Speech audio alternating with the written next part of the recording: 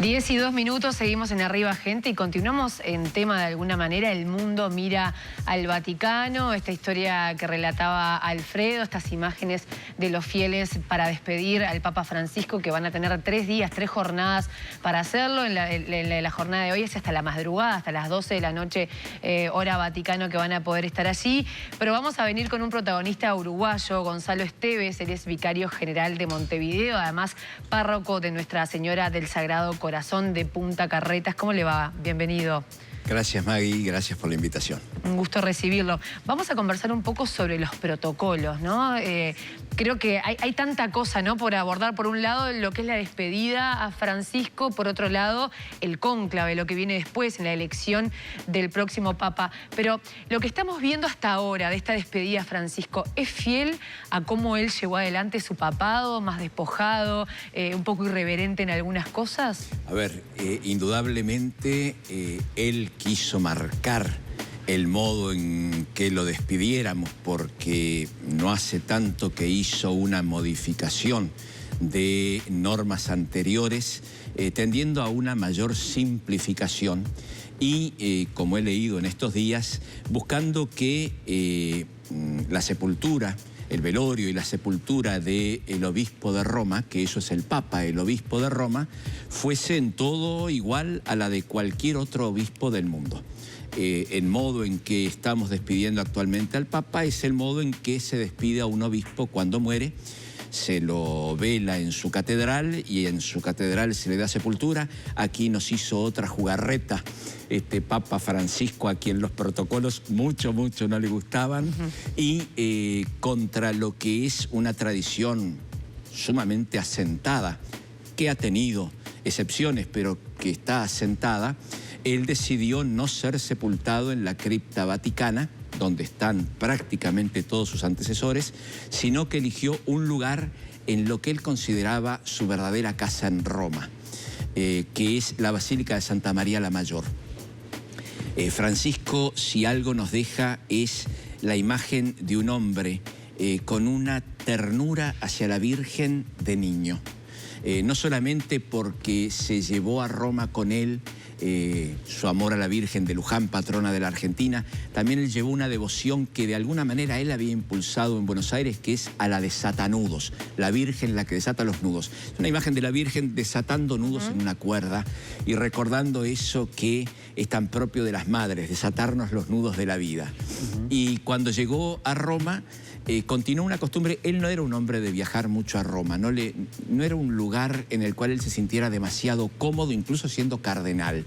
Pero cuando viajaba a Roma siempre visitaba esta iglesia de Santa María la Mayor, en la cual hay un ícono, una imagen de la Virgen con el niño en brazos, una imagen que, a ver, si a mí me preguntan, a mí no me gusta mucho. Pero es una imagen que tiene un valor peculiar para el pueblo romano, porque a su amparo se acogieron los romanos durante una epidemia tremenda, y los romanos sienten desde aquel momento que esa es la imagen de la Virgen, salud del pueblo romano.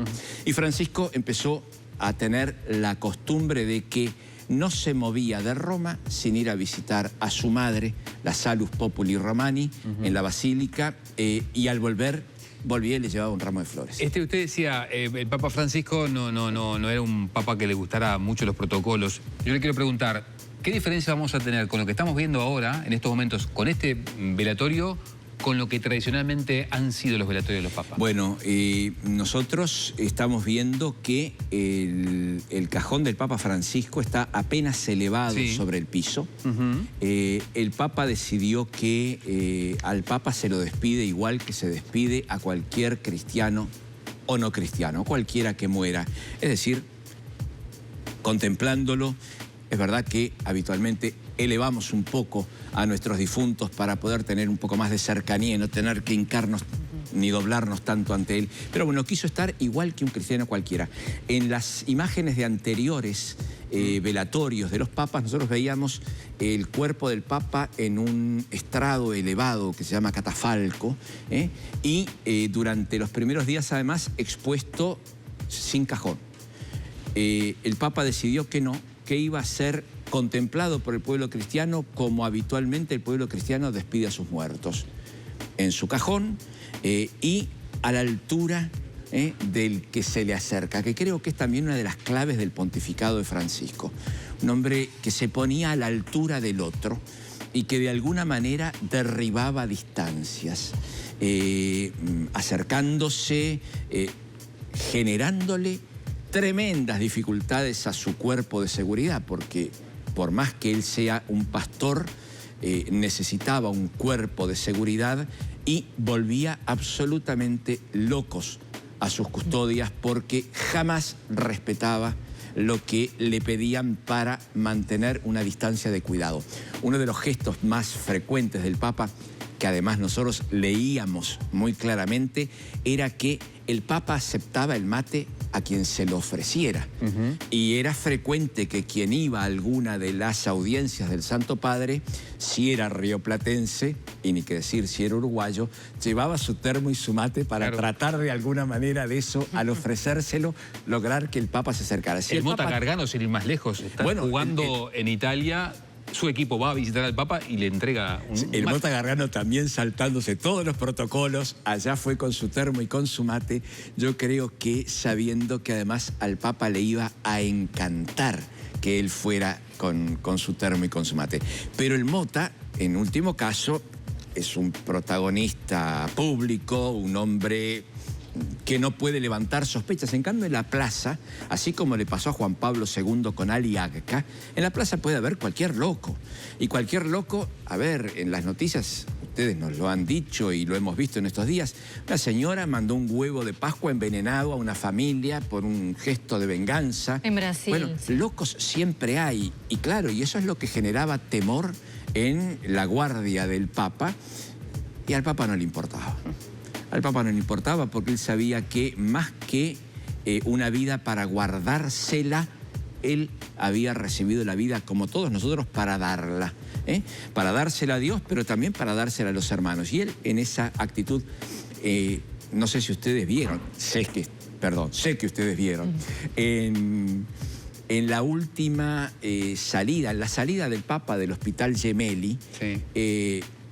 Este hombre que prácticamente no podía hablar, dedicó su frase más larga a la brava señora delle fiore gialli, a esa mujer bravo que tiene unas flores amarillas y que aparentemente es otra de esas amigas que venimos a conocer ahora. Una mujer que iba todos los miércoles a la audiencia pública, llevaba un ramo de flores amarillas para regalárselo al Papa, que fue generando una cercanía con el Papa y que de hecho, antes que esta hermanita que veíamos en San Pedro, ella, y con más atrevimiento que esta monja, se metió en lo anterior, que fue un tiempo de velatorio privado en la capilla de la Casa Santa Marta, donde solo entraba el personal de confianza del Papa, los más cercanos, y esta mujer que también fue allí con sus flores amarillas y a quienes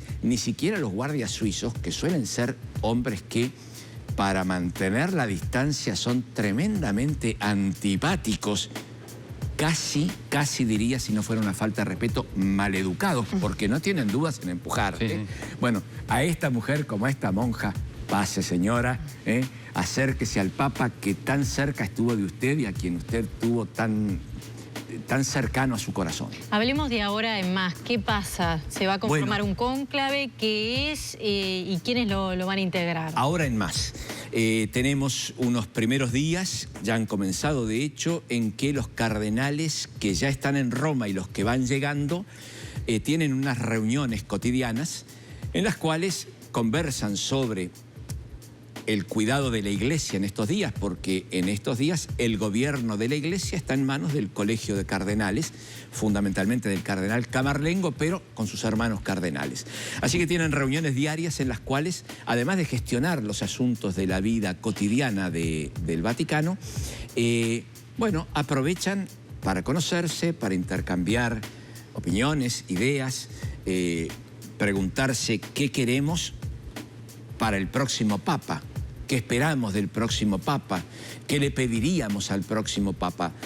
con una serie de planteos, de preguntas, de diagnósticos que indudablemente no solamente ayudan para que entre todos se vaya generando un cierto programa para dirigir el cual se va a elegir al Papa, sino que también sirve para que se conozcan, porque tenemos este cónclave con una característica que hasta ahora no habían tenido los cónclaves, y es que tal vez la mayoría de los electores no se conocen personalmente. La primera vez que se van a ver van a ser en estos días. ¿Y cuántos son? Bueno, en este momento no sé exactamente, son más de 130, menos de 140. Hay 2 electores por lo menos que ya han anunciado que no van a ir por motivos de salud, con lo cual estamos siempre seguramente en el entorno de 130 cardenales, que son los cardenales menores de 80 años. Porque hay una norma de la época de Pablo VI, si yo no me equivoco, de que en el cónclave solo votan los cardenales menores de 80 años. Con lo cual, en este momento tenemos algo así como que la mitad del colegio cardenalicio no va a votar la mitad más joven, si es que podemos hablar de más jóvenes con menores de 80, pero va a votar la mitad más joven, aunque los mayores sí van a poder participar de todas estas reuniones previas, hasta el cónclave. Y el cónclave, su nombre viene de con llave, cum clavis. Es decir, tradicionalmente se encierra a los votantes en el cónclave para evitar fundamentalmente cualquier intento desde afuera de intervenir en la elección pontificia. Esto se ha ido incluso radicalizando en el tiempo, porque hasta comienzos del siglo XX había algunas personalidades del mundo que tenían derecho a veto. Es decir, si le encomendaban al cardenal de su ciudad, de su país, vetar a un posible electo, ese cardenal tenía que anunciarle al resto de sus hermanos que esa persona no podía ser votada. Pero eso, gracias a Dios, ya a comienzos del siglo XX se eliminó. Los poderosos del mundo no tienen que hablar en esto. Tenemos que ir cerrando, pero me queda una duda bien corta, le pido que sea breve. ¿Qué pasa con la familia de Francisco? ¿Sus primos, familiares que pueda tener sus sobrinos, si es que tiene? ¿Participan? A ver, no está establecido en norma, pero es una cuestión de sentido común. Les dan parte en esto. Todo aquel que es familia del Papa, sea familia de carne y sangre o sea familia del afecto, bueno, tiene un acceso. No se le permite a la familia intervenir sobre las cuestiones prácticas. Claro. Otra pregunta, si Francisco hubiera querido, ¿podía ser enterrado en Argentina? Podría. ¿No lo eligió? Él eligió la Basílica de Santa María la Mayor. Ahí va a ser enterrado también. Yo entiendo que es uno más de sus gestos de ternura para con la Virgen, quiere dormir en la casa de mamá. Bien, pero podría haber estado en la Argentina. Él podría haber elegido la Argentina. Yo creo que hubiera sido una decisión ilógica, teniendo en cuenta que él eligió no venir a la Argentina. Bien. Gonzalo Esteves, vicario general de Montevideo, párroco de Punta Carretas, gracias por la visita. Gracias a ustedes por la invitación y arriba gente.